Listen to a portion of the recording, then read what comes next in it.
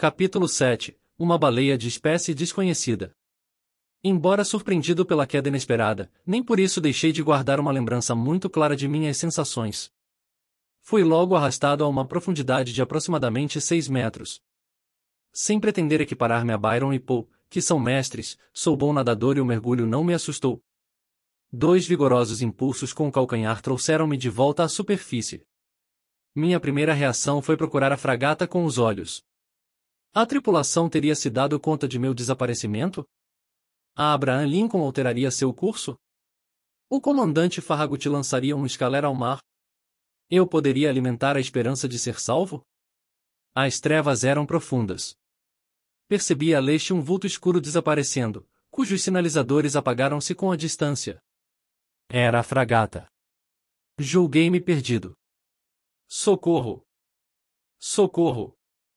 Eu gritava, nadando na direção da Abraham Lincoln e balançando um braço desesperadamente. A água colara as roupas no meu corpo, e elas viraram um estorvo, engessando meus movimentos. Eu afundava. Não respirava. Socorro! Foi o último grito que lancei.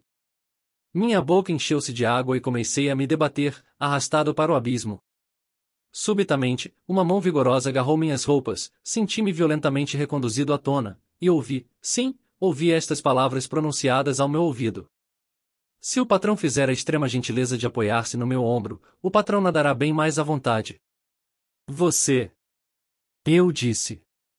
Você. Eu mesmo, respondeu o conselho, e as ordens do patrão. Foi atirado ao mar junto comigo? De forma alguma. Mas, estando a seu serviço, segui o patrão.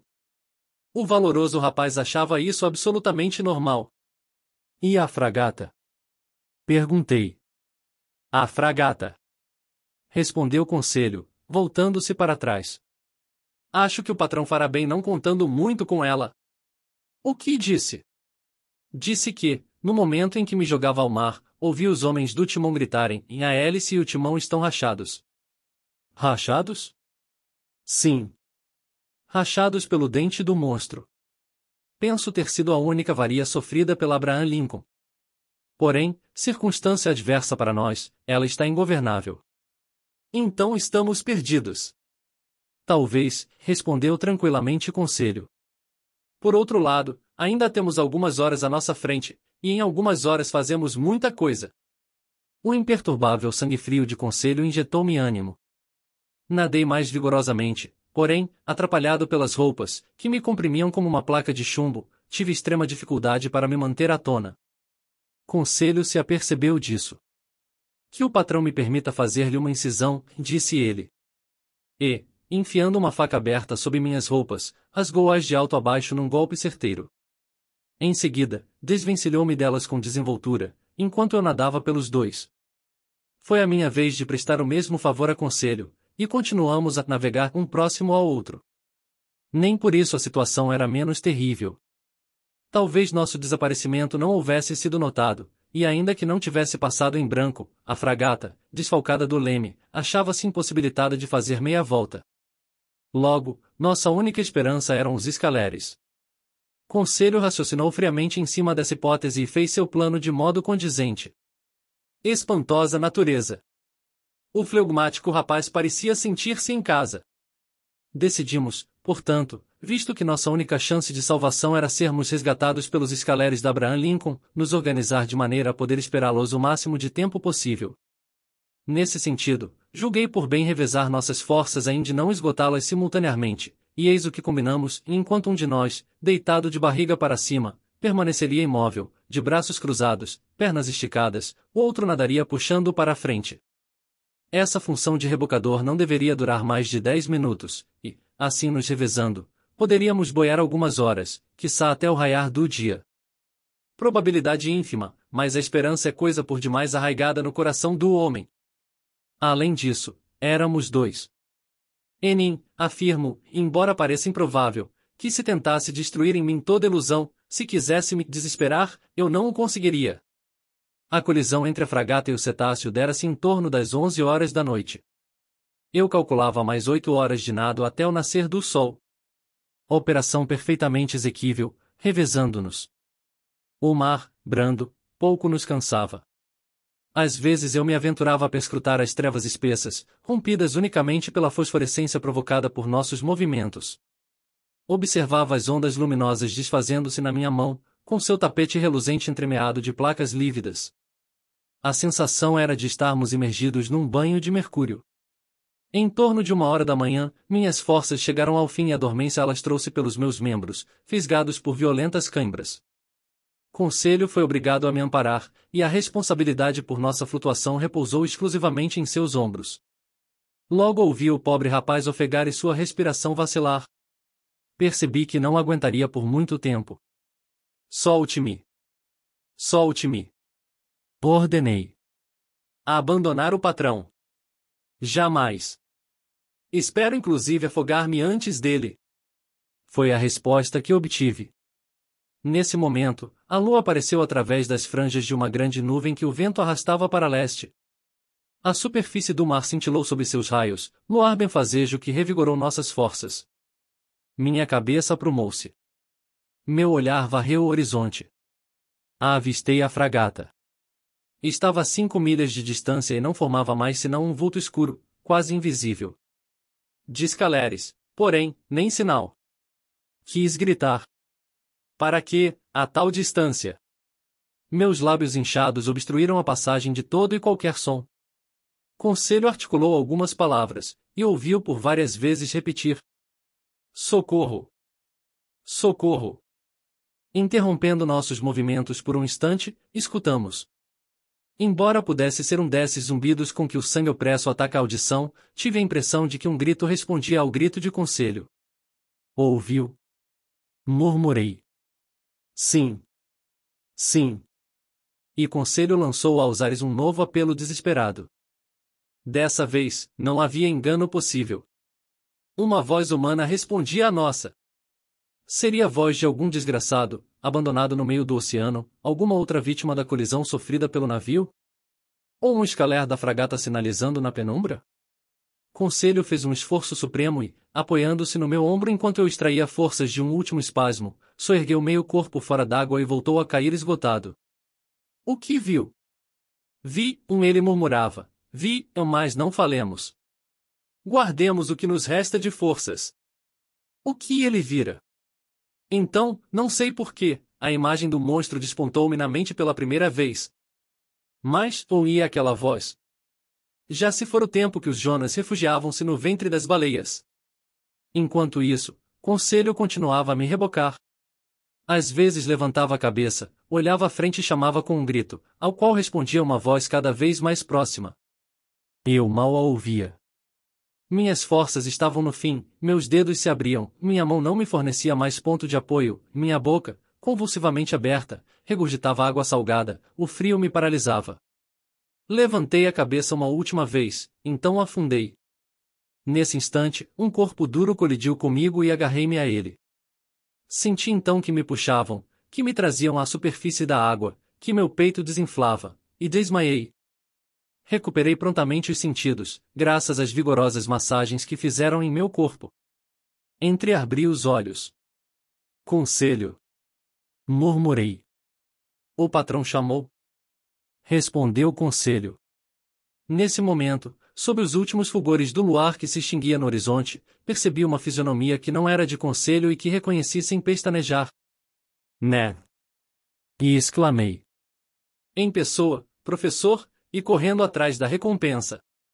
Respondeu o canadense. Também foi atirado ao mar pela colisão? Fui, professor, porém, com mais sorte do que o senhor, logo assentei o pé sobre um recife flutuante. Um recife? Ou, caso prefira, sobre o nosso narval gigante. Explique-se, Ned. Isto é, compreendi na hora porque o meu arpão não foi capaz de rasgá-lo e se esborrachou sobre sua pele. Por quê, Ned? Por quê? Porque esse animal, professor, é feito de chapas de aço. Nesse ponto, preciso me recobrar, reavivar minhas lembranças, controlar minhas afirmações. As últimas palavras do canadense haviam produzido uma reviravolta súbita no meu cérebro. Issei-me rapidamente até o topo da criatura ou objeto semi-imerso que nos servia de refúgio e senti-o com o pé. Era evidentemente um corpo rijo, impenetrável, e não aquela substância mole que forma a massa dos grandes mamíferos marinhos. Mas aquele corpo rijo poderia ser uma carapaça óssea, semelhante à dos animais antediluvianos, e eu já me inclinava a classificá-lo entre os répteis anfíbios, como as tartarugas ou crocodilos. Pois bem, não. O dorso escuro que me amparava era liso, polido, não enrugado. Conferia ao toque uma sonoridade metálica e, por incrível que pareça, o que digo? Era feito com placas rebitadas. Não restavam mais dúvidas. O animal, o monstro, o fenômeno da natureza que intrigara o mundo científico inteiro, excitara e acendera a imaginação dos marinheiros dos dois hemisférios, não havia como negá-lo, era um fenômeno ainda mais espantoso, um fenômeno da mão do homem.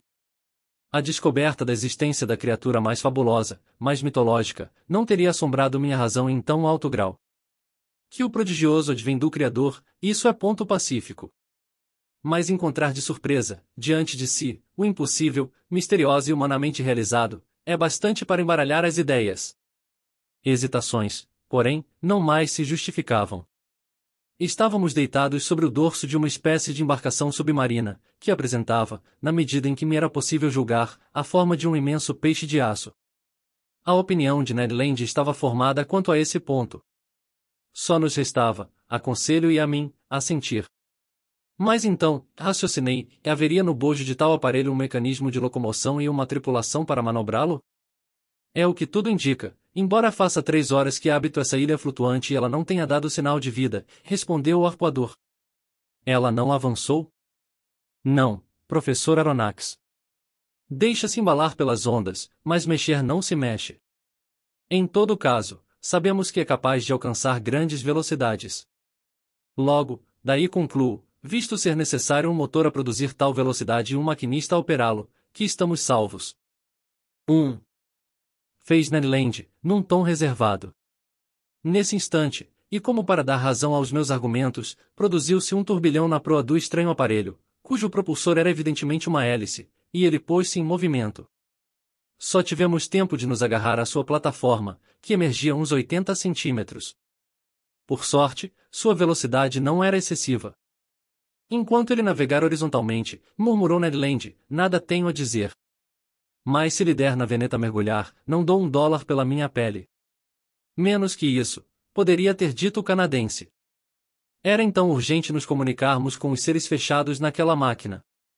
Procurei uma abertura em sua superfície, um alçapão, um buraco de marujo, para empregar o jargão marinheiro, mas as linhas de parafusos rebitados na junção das chapas eram contínuas e uniformes.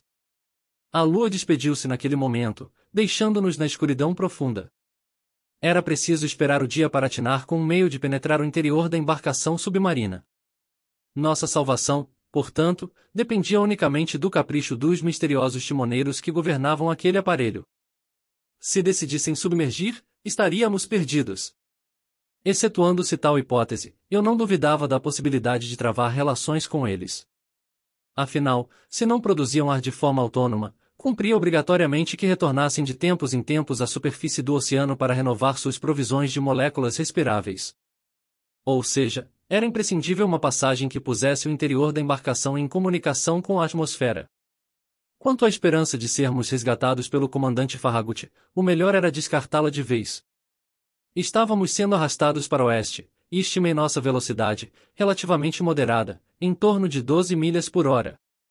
A hélice rasgava as ondas com uma regularidade matemática, de tempos em tempos emergindo e esguichando água fosforescente a grandes alturas. Por volta das 4 horas, o aparelho ganhou velocidade. Resistíamos com dificuldade ao vertiginoso arrasto, durante o qual as ondas nos batiam de cheio. Felizmente, nem encontrou às apalpadelas um grande arganel na parte superior do dorso da chapa metálica, e conseguimos nos agarrar a ele com firmeza. Chegou ao fim a longa noite, da qual minhas lembranças, embaralhadas, não me permitem retraçar todas as impressões. Recordo-me de um único detalhe. Em várias oportunidades, durante certas calmarias de mar e de vento, julguei ouvir sons difusos, uma espécie de harmonia fugaz produzida por acordes distantes. Qual seria o mistério daquela navegação submarina cuja explicação o mundo inteiro procurava em vão? Que tipo de criaturas vivia naquele estranho navio? Que agente mecânico permitia-lhe deslocar-se a velocidade tão prodigiosa? O dia raiou. A neblina da manhã que nos envolvia não demorou a se dissipar. Eu me preparava para proceder a uma inspeção mais apurada do casco, cuja coberta formava uma espécie de plataforma horizontal, quando o sentiu afundar gradualmente. Com mil diabos! Exclamou Ned Land, batendo com o pé na chapa sonora. Abram, seus meliantes! Mas era difícil fazer-se ouvir em meio ao estrépito ensurdecedor da hélice. Felizmente, o movimento de imersão foi interrompido. Subitamente, um barulho de ferragens empurradas com violência produziu-se no interior da embarcação. Uma placa foi erguida, um homem surgiu, emitiu um grito estranho e desapareceu logo em seguida. Instantes depois, 8 homens corpulentos, usando máscaras, apareceram silenciosamente e nos arrastaram para as entranhas de sua máquina transcendental.